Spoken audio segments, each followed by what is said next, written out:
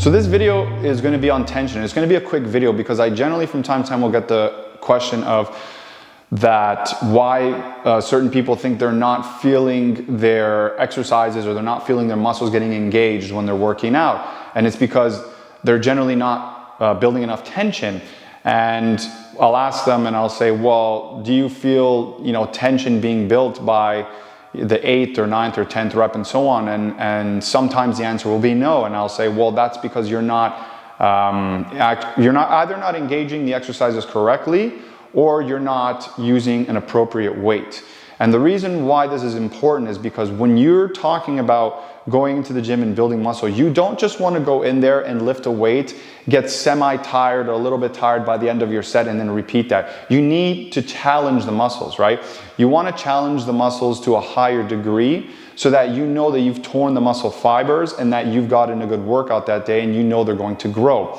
If you're somebody that just goes into the gym and you aren't really feeling the tension build up with whatever exercises you're doing, some you may, others you may not. Maybe you get more tension when you do your biceps or when you do your legs versus you don't get enough when you're doing your back. And it's because you're not stimulating the muscle to the best degree that it can be stimulated. And this is important, like I said, because you want to make sure that you do this so that you can ensure you're going to get optimal muscle growth. If you take an individual who's been working out for 6 months or even a year, and they've been taking this approach and they have not been stimulating their muscle to the best of their degree, or even just to a higher degree where it's being challenged, right? Where you can feel the lactic acid building up and you're getting your delayed onset muscle soreness the next day or the day after, okay? Then you're not going to be challenging the muscle to its highest degree. Do you always need to get muscle soreness?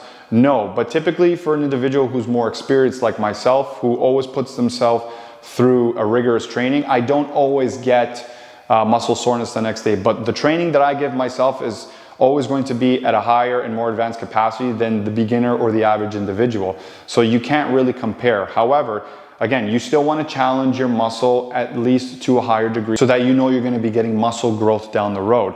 And if you take an individual over 6 months or a year and they haven't been doing that, they will still get some muscle growth over that time. They're going to yield some results because, again, you are still activating the muscle even though it's not on a higher not on a higher scale. You're still activating it. However, you could have gotten more results had you put more tension behind those exercises. So again, just as a reminder, when following my protocol of TMMT, it's the technique, mind to muscle connection, and then tempo.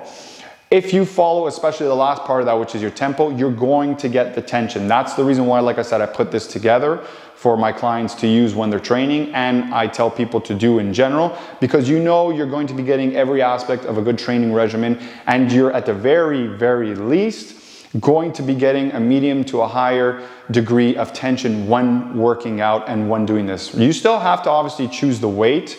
You still have to obviously choose how many repetitions you're going to do, but nonetheless, at the very least, you're going to be getting more by doing this than had you done something by yourself if you feel as though you weren't challenging your muscle correctly. So just make sure you're performing the exercises correctly, you're focusing on the muscle that you're trying to engage, you're doing some of the techniques that I showed you. For example, if you're doing legs, you're pressing through the ball of the foot and the heel. If you're doing biceps, you're controlling the movement up and down. If you're doing your seated back rows, you're pulling in, keeping your traps relaxed, chest slightly forward. You're going to imagine bringing in your shoulder blades together and squeezing right in the middle of your spine so that your shoulder blades come in and you're squeezing your back, and so on and so forth when you're doing any form of exercises, because this is what's going to matter when we're talking about building tension in your muscle and creating optimal muscle growth over time. All right, again, if you have any questions, throw them out there so that somebody can come along and answer, whether it's myself or another person in the group, because we're all here to encourage one another and help each other grow,